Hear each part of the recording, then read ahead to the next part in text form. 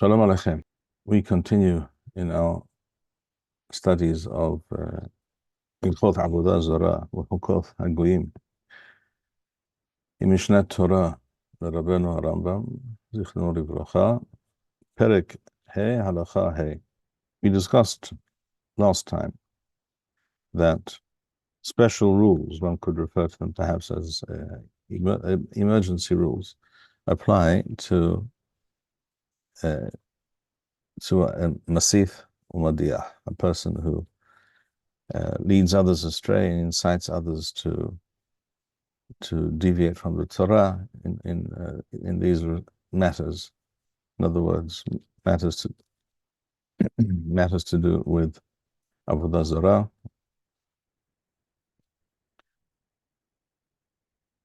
and this is a capital offense, as we've discussed. The person who is an amasit or madiyah is hayav mitha, and normally we do not entrap a person. We do not go out of our way to execute a person guilty of a capital offense. In fact, we try and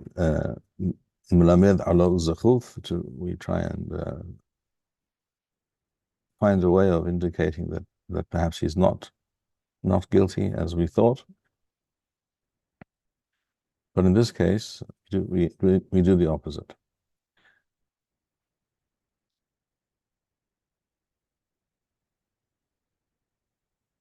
So, as I said, halacha perek halacha hey, or halacha gimel in some books, kesad mechamanim lo.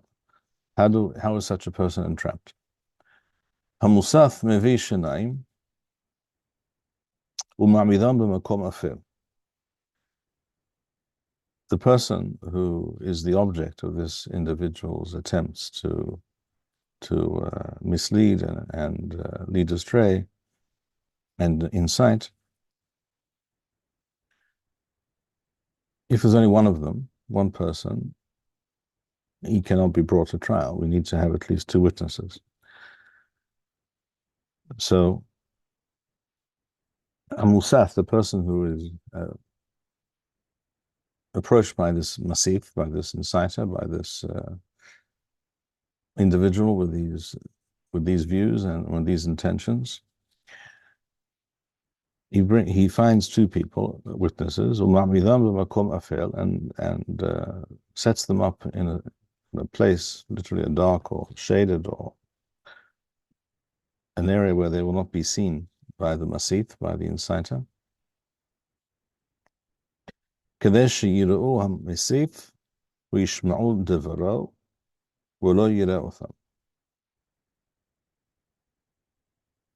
So that they will be able to see and hear what he says, but he will not be able to see them.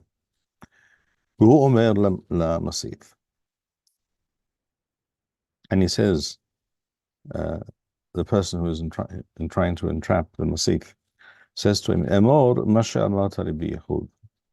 Repeat exactly what you said to me previously. And the masif repeats whatever it was that he said or that he suggested. While Musaf, and the object of his incitement, Meshivo, responds, how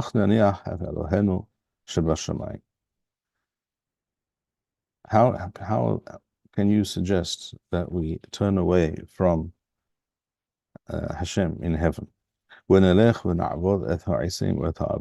That we should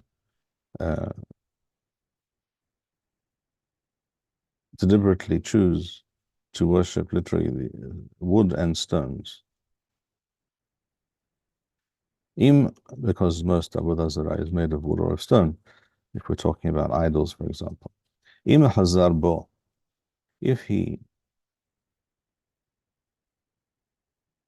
this has some impact on him and he retracts what he said, or sheshatak, or he simply remained silent and did not repeat again what he said, or doesn't respond to this challenge, patur, then we consider him still to be patur, to be not guilty. But if his response is adamant, no, this is correct, this is what we do, this is what we should do, this is what we must do, and it is right and proper that we do so, those standing, those witnesses who were hidden away, they alert the Beit Din, and he is brought to trial, and he is to be stoned.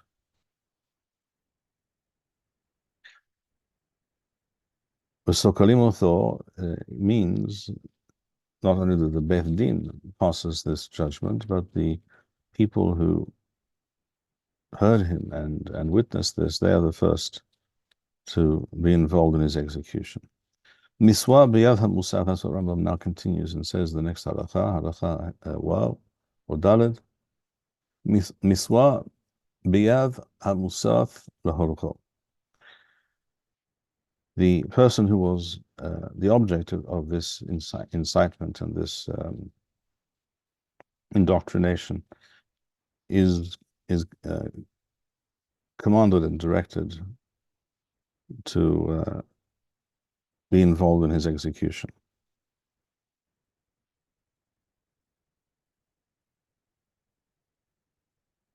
And this is without exceptions, this statement. Even if we're talking about a father and son. Normally, a son would not be able to do such a thing to his father, but in this case, as we said, there are many exceptions, and points of difference regarding these halachot from the standard situation, from other situations.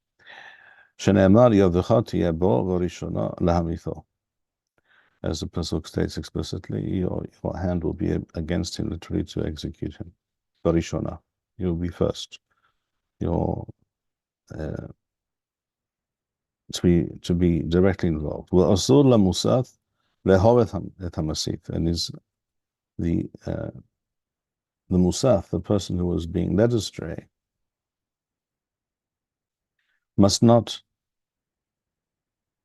literally love, that is to say, harbor any positive feelings towards this masif. Shenema lo thovelo. Lo thovelo means that we must be adamant in our opposition to such ideas, such practices. The word lo thovelo literally means you shall not agree with him or accept what he is saying. You must not acquiesce in any way to what he is saying.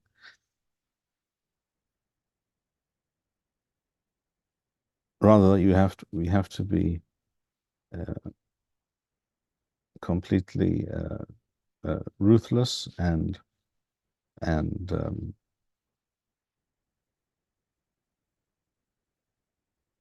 completely focused on the task at hand and on the principle of the matter at hand, and not allow any other feelings or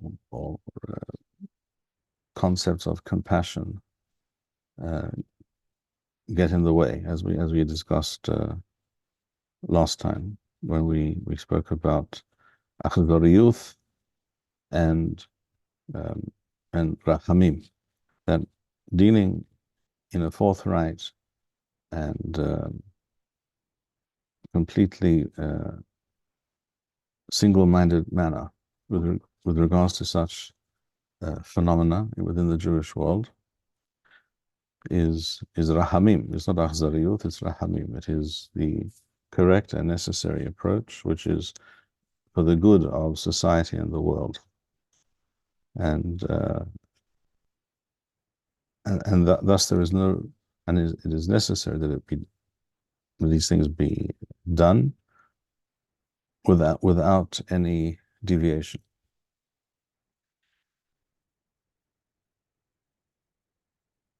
ולפי שנאמר בשונא, עזוב תעזוב עמו, יכול אתה עוזב לזה, תלמוד לומר, או תלמוד לומר, ולא תשמע אליו.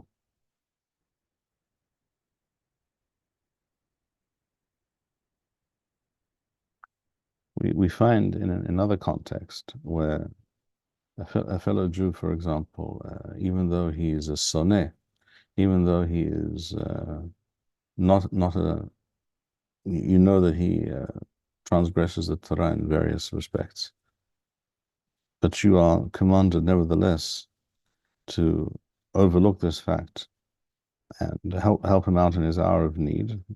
This is true in many situations, but it's not true in this situation.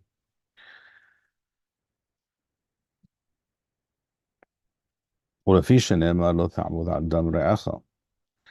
we also learn in the Torah that it is necessary and is required of us to do everything possible to prevent any kind of danger or threat to the life of a fellow Jew, if we are able to do so. And therefore you might think this also applies in this case, that we must go out of our way to try and find him not guilty or something like that, or make some excuse for what they're saying or doing. Your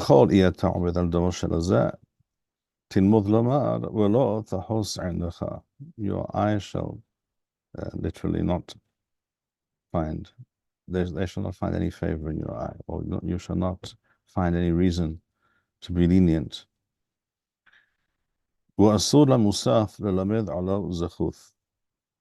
And the person who is aware of this person's, this masith's, this inciter's activities and views and ideas, must not make any excuse for him. Thou shalt not in any way be compassionate towards this person. And if a person is aware of evidence to demonstrate his guilt, another Jew, this Jew is not permitted to simply remain silent.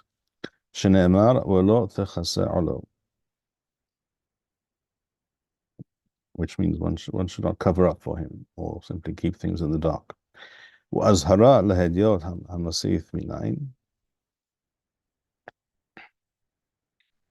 שנאמר וכל ישראל ישמעו ויראון ולא יוסיפו לעשות. So we see that the pasuk includes all Jews. וכל ישראל ישמעו ויראון. All Jews are responsible, and if that is how Hashem has organized these events and this reality, so that any Jew finds himself involved in any way, he is to play the role that the Torah delineates for him, and not he cannot find himself exempt from fulfilling his duty.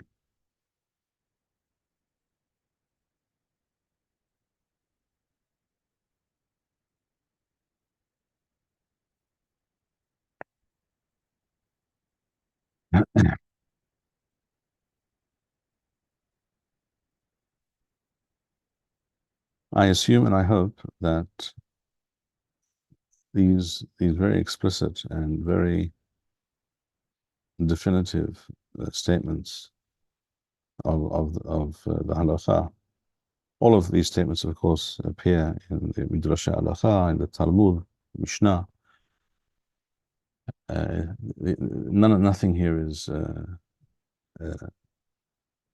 Da'at Yahid, the opinion of one authority, and it's not Rambam's view. This is all straightforward, unequivocal, indisputable halakha. I hope all of these things serve to clarify my various statements and comments regarding a certain Hasidic sect based in Brooklyn. This is not a matter to be taken lightly. And it goes on to say in the next halacha, Hamasith ahirim le'ovdo, he who incites others to worship him, وَأَمَرَ لَهِمْ عِبْدُونِي, and he actually says to them explicitly, worship me. Im عَبَدُوهُ niskal, if others did so, he is to be executed by stoning. وَإِمْ لَا عَبَدُوهُ, and if they did not do so, أَفَلْ פי שקיבלו ממנו ואמרו לו הן, אינו ניסקל, even if others accepted his position and agreed that this is correct and what he's saying is reasonable, but they in fact did not worship him, then he is not hayav mitha, he is not to be stoned. אבל אם הסית לעבודת איש אחר, או לשאר מיני עבודה זרה, if however this masith encourage others to worship not himself but another person, or some other form of avodah zarah, אם קיבל ממנו ואמר הן נלך ונעבוד, if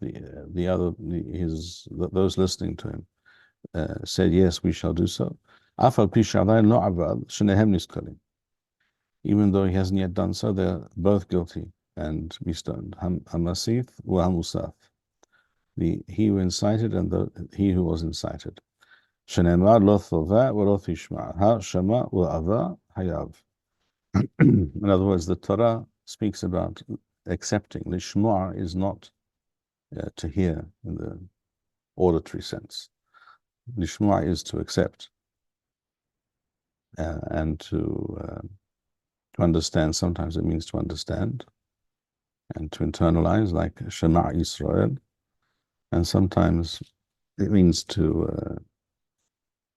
accept and agree with something that was said to you. Yeah. So therefore the Torah says Shema, the Torah speaks about lo thoveh, do not accept, do not go along with, do not agree in any fashion or indicate acquiescence. And if a person did so, that is already sufficient to be guilty. Yes. Do you think the situation described in the beginning of the halakha here, where somebody gets other people to worship him, is what happened in that Hasidic sect, the aforementioned Hasidic sect, or do you think it was a product of someone else's imagination?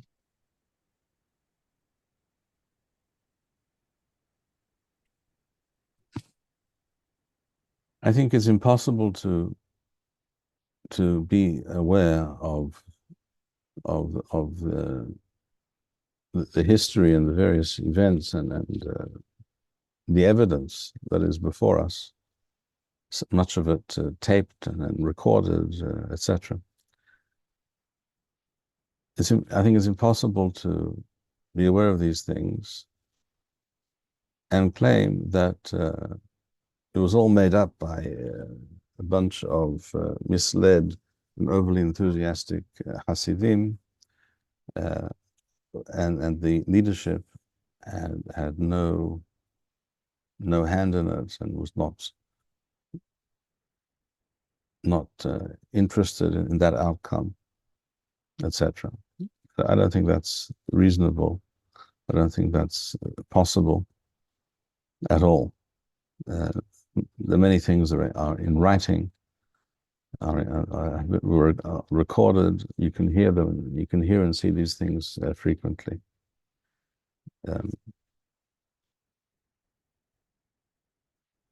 I myself, on a number of occasions, have found myself in a situation where I was speaking to such a person, and I asked them, tell me, is so-and-so alive or dead? This is many years after the individual in question passed away.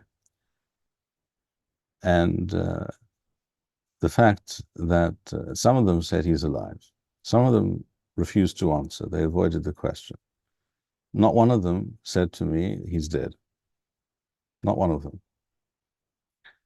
And this is going back decades, at least 25 years. And the leader of that sect passed away 30 years ago. That's my own personal experience. If you read the literature, you delve into their teachings, you discover that this is not some aberration. People will ask questions innocently and will say, how could that be? He was such a knowledgeable Hacham, which is true. And he did many good things, which is also true. But this is precisely what we just learned in the halakha that we just read. We just read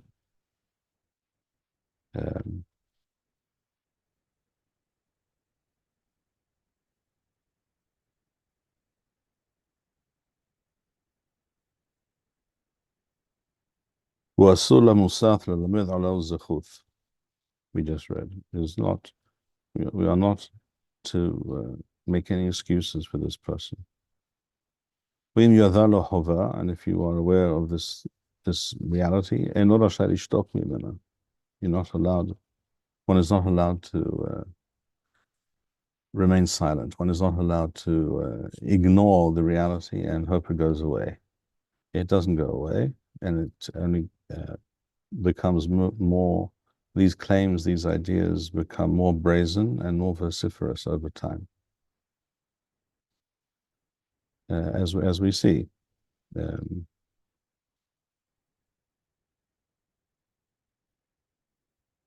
We can see people with bumper stickers on their cars proclaiming these ideas. All over the country, there are posters stuck up on the back of road signs, on the reverse side of road signs, proclaiming this person to be Mashiach.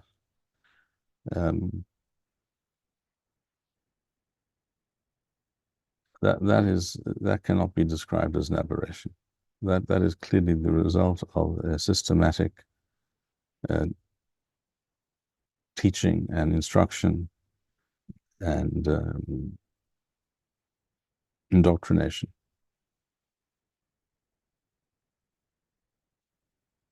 So we continue. Halakha Payth or Wow. Navi hamitnabe b'shem Avodah Zarah. Kesad. A person, the word Navi, of course, means prophet, but as we find in the Tanakh, frequently the word Navi can refer to a Navi Sheker. In other words, a person who makes claims about himself, about what he's saying, about his teachings. And he may be viewed by many people, simple people who are easily misled. So that's why the term Navi is used here. It should not be for a moment construed to mean that this person is actually a Navi. But he may be a very knowledgeable person, as we pointed out last time as well. This individual may be known to be very great and very knowledgeable and a very charismatic and person who seems to be have great abilities in the spiritual realm, and all of this may be true. And it's precisely such people who tend to end up in this, doing these kinds of things. Your average Reuven or Shimon does not do these things and does not come up with such inane and pernicious ideas. Navi hamitnabe, we can also compare this, by the way, to something like I mentioned last week, I believe, that I have no doubt that Yeshua al-Nusri Shem Rashai Yirkov was very talented and very charismatic and at least to some degree knowledgeable individual. If we are to believe the testimony of Christian writings, he was able to read the Navi, the Haftarah, and the Beth Knesset, which means that he could get up and read from a scroll without ta'amim, without nikud. That indicates a certain, no small level of knowledge. Probably much more than that, but at least that much, at least that knowledge, that amount of knowledge and that level of understanding he had. And he obviously was a very intelligent individual. And the same can be true for many people. It's well known that Shabtai Tzvi Shem Shaim Yirkov, who himself was also intelligent and knowledgeable to some extent, at least, individual, and charismatic. He had a so-called Navi, that is to say, some especially intelligent and knowledgeable, insightful holy man, whose name was Nathan Azati, Nathan of Gaza. Just by the way, in case people wonder if Jews ever lived in Gaza, well, Jews have always lived in Gaza, for the record, and this gentleman's name was Nathan Azati, Nathan of Gaza. And he was a great Mekubal, much greater in Kabbalah, knowledge and understanding of Kabbalah than Shabtai Tzvi, by all accounts. And he developed an entire theology and wrote voluminous books on the subject, proving all sorts of ideas, including that Shabtai Tzvi was the Mashiach, and why and how, and all sorts of things. He was much more impressive intellectually than Shabtai Tzvi. Shabtai Tzvi apparently learned a lot of Zohar, but how much Kidvei Ari he studied is dubious. Nathan Hazati was a great expert in Kidvei Ari, for example. And he wrote tremendous body of writings on various subjects related to this Avodah Zarah. And so you see, and he was known as Shabtai Tzvi's Navi. That's exactly what we're discussing here. The Navi is always refers to someone who is able to impress others with his spiritual energies and insights. And it's not based entirely on invention or hearsay. There is some basis to these things. Oh, there always is. People are not led astray by a person of no talent, with a little spiritual and intellectual power. It just doesn't happen. So halacha paith or wow. In other words, these halachot exist precisely because there are such people and such ideas and such spiritual movements and theories and theologies. They always exist. They always will pop up here and there in historical reality. So Navi hamitnabe b'shem avodah zarah kesad. So what kind of person are we talking about? Zeh ha'omer, he who says as follows: Amara li avodah zarah peloni or kochav peloni, this particular form of avodah zarah or this particular planet or star instructed me shemiswa la'asot kach v'chach, that we should do such and such, or shelo la'asot kach v'chach, or we should not do such and such. Afilu kiwen et halacha l'tameh et hatameh u'l'tahir et hatahor. In other words, even if this person's ideas and this person's teachings are entirely in line with the Torah on many issues, all of this simply serves to confirm what we have been saying over the last several minutes and in previous shurim. The fact that this person is Shomer Shabbat and has a very long beard, which he refuses even to trim, shall we say, and wears particularly large tefillin, or whatever the case may be, none of these things in any way prove or disprove what we're discussing here. One has to examine this person's teachings and his beliefs and what he leads others to believe.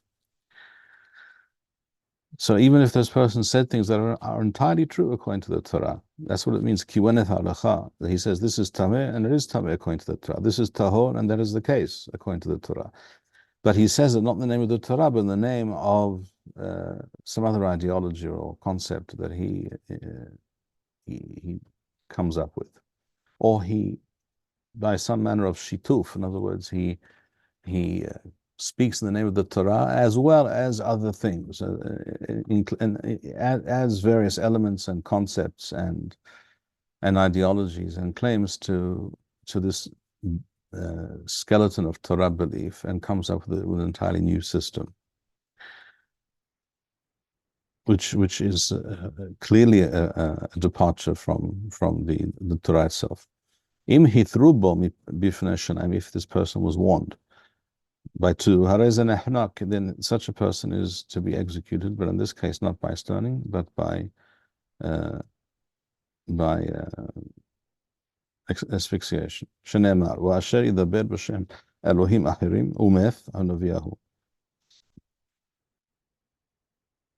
Such a person is to be put to death. And the Torah mentions this concept and states that it is asur. The azhara means that we are instructed and told this is asur and must not be done. V'shem Elohim acherim lo tazkiru. You may not mention the name of any foreign god or concept, even if you mention it in conjunction with Shem Hashem, even if it is somehow conjoined to the Torah. These ideas, these beliefs. Christianity is a perfect example of this as well. But it's not only Christianity. There can be many forms of such deviant beliefs. Halacha Yod or Zayin. وأصول לערוך דין ותשובה עם נתנבא בשם עבודה זרה. And one must not engage in any debate with such a person. ואין שואלים ממנו אותם הופך, nor do we ask him to prove what he's saying by performing some miracle. ואם עשה מעצמו, אין משגיחים עליו. And even if he apparently did such a thing, we take no notice of such things, because it is clearly some kind of subterfuge or some trickery involved. وَإِن مَهَرَّرِمْ بَهُ, and we take no note of these things at all. وَخَلَ مَحَشَيْفْ بَأُثُوث شَلَوْ شَمَّا إِمَثًا, and a person who questions and allows such a doubt to enter his mind, perhaps what he's saying is true, and maybe what he's in fact performing some remarkable event, some kind of miracle. That itself, that doubt, is also against the Torah. Take no notice. Again, lo tishma does not mean don't hear with your ears. It means do not accept in any way, do not in any way even consider the possibility that this person is true, is authentic. So it makes no difference how many stories you might be told about a certain person, that he said this and that person did that and he went over there and he found this. And I have heard such stories about such people many times, and I'm sure all of us have. And such stories are totally meaningless.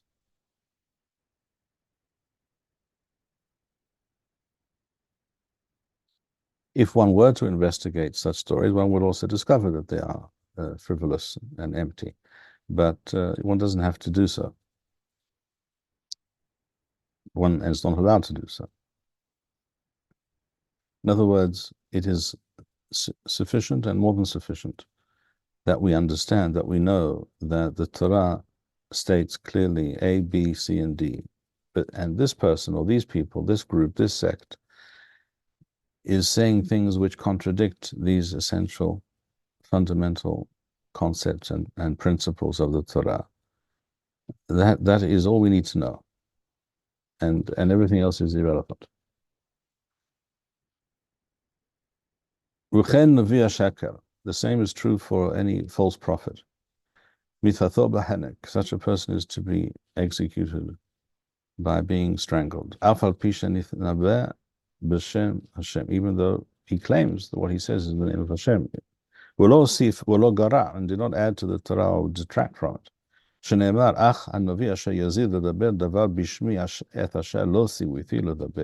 A person who claims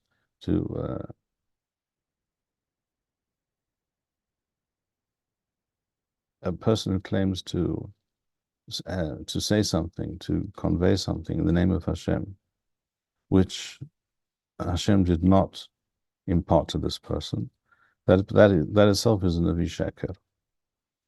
That is, again, more than sufficient. Such a person, such a person is to be put to death.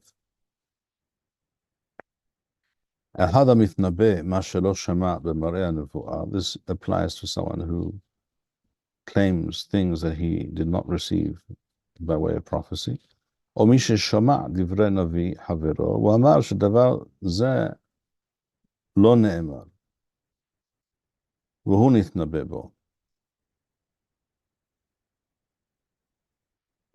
could be a person who heard something from another very dubious individual, and then this other person, so that he says, I heard such and such, I was told, I was instructed such and such, and this other person, B, comes along and says the same thing, but he claims that he heard it. He doesn't say it in the name of A, he says in his own name. He is a false prophet, and he is attempting to lead people astray. And he is to be put to death by strangulation.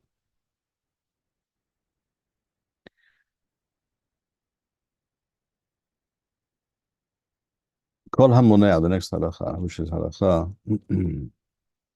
Yilgimel, or Tayth.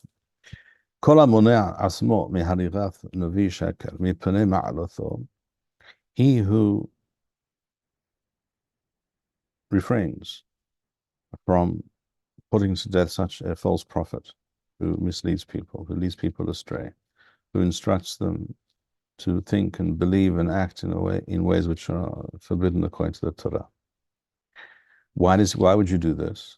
Because he is a very impressive and apparently a person who deserves our respect. Again, he looks very impressive, and he wears a very impressive long black coat, and has a very impressive beard, etc., etc. Or because many people speak about him as being such a person. None of this should deflect you or distract you.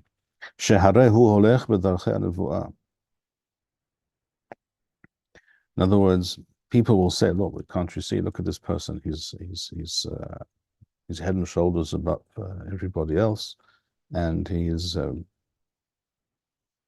been the spiritual leader of many people for many years, and his followers do wonderful things.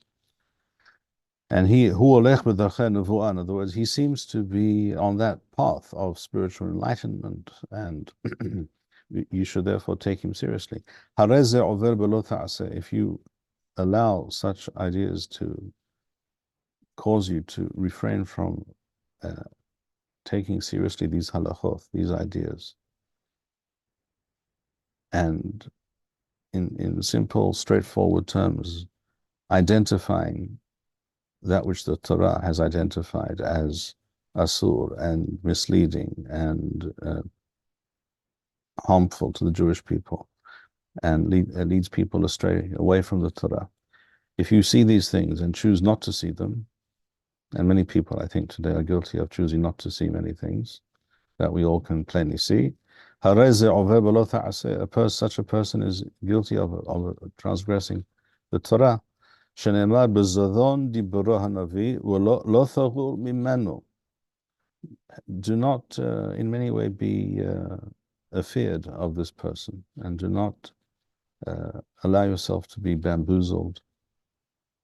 Know that this person is speaking bezadon. Bezadon means this is a flagrant act of apostasy and incitement against the Torah. However else it is despite how it may be clothed or presented. וכן המונע עצמו מללמד על החובה או הפוחד וירא מדברו, or he who allows himself to be in awe of this person or these people, these teachings, and knows facts and could point them out to, let's say, the Beth Din that has been tasked with dealing with this issue, with this phenomenon, and refrains from doing so. Such a person is guilty of being intimidated by these people, by these teachings, by their claims, because such people will always make outlandish and extreme claims for themselves. That is always the case. And just in case anyone thinks that 2 or 3 Bahurei Shiva can set up a Beth Din and put such a person on trial and execute him, the Rambam points out, as the Mishneh points out explicitly, that a Navi Sheker can only be judged by a Beth Din of Shiv'in Wa'ahad, in other words, by the Beth Din of Gadol, where you will have great Chachamim and a great number of them, so there will be no room for some vigilante and irrational procedure to take place, on the one hand. On the other hand, they must adjudicate the matter according to the facts and according to the halakha, and not according to what some people would like to hear or to say, or what keeps people happy and comfortable. Remaining in one's comfort zone is never a reason or a justification for acting in contravention of the Torah.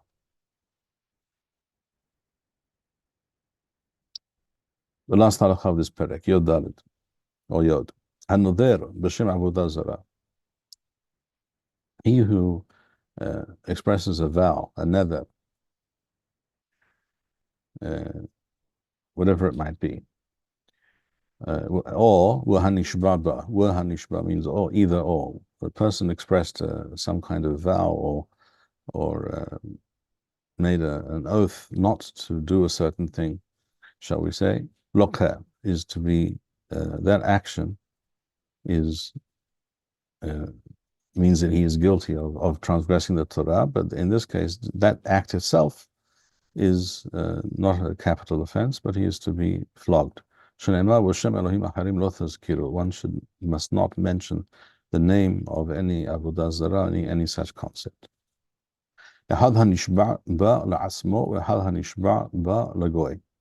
Whether he said it for his own purposes or he expressed this view in front of a non-Jew. In other words, why would you do this with regards to a non-Jew?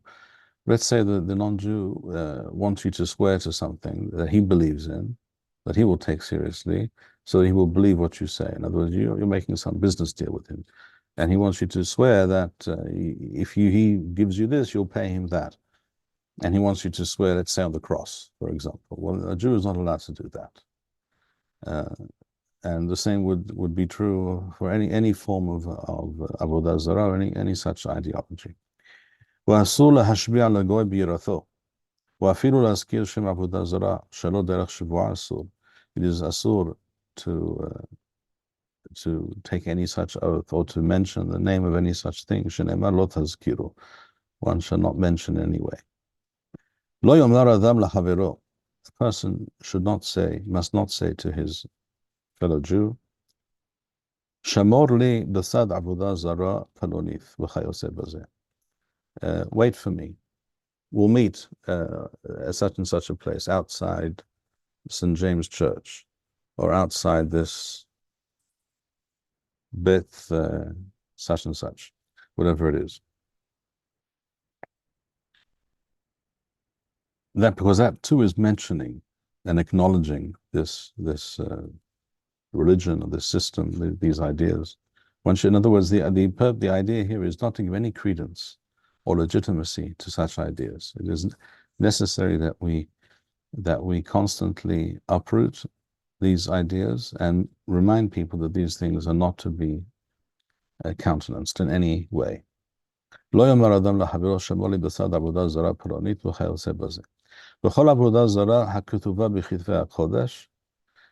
However, any form of avodah zarah, whether it's, for example, the Baal or the Ashtoreth or what have you, any of these concepts that are mentioned in the Torah, in the Tanakh, mutar lahazkir shema.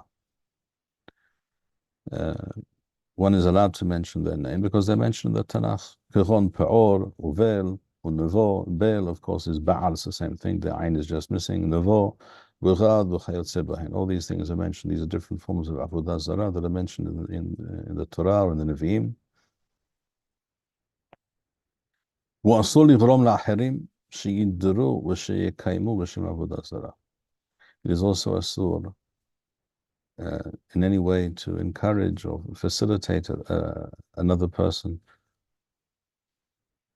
to make any vow or oath, take any oath in the name of any such thing.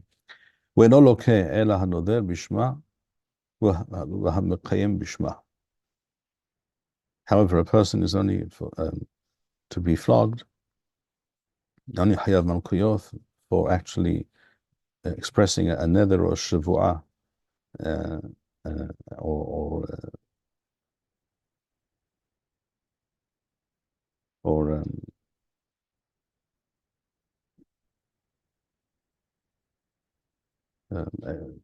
having expressed such a nether, living up to it and performing it.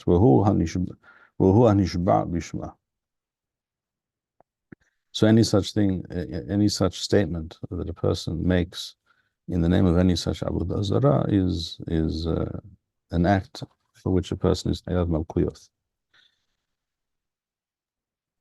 Rabbi? Yes.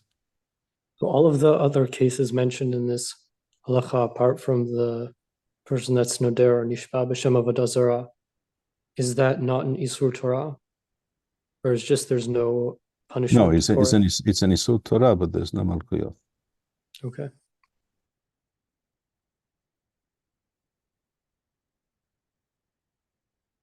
By the way, I just mentioned it in conclusion. Here the Rambam uses the term kitvei kodesh, literally the holy writings, the holy scriptures. I remember now in passing that on one occasion, in a certain situation, I used the term kitvei kodesh, and I also used in that same context, I also used the term eretz hakodesh, the Holy Land, literally. And a certain rabbi who was present said to me, you must not use those terms because these are terms that the Christians use. Kitvei HaKodesh, Eretz HaKodesh, the Holy Land, the Holy Scriptures. Well, Rambam apparently was not aware of this halakha, so-called halakha.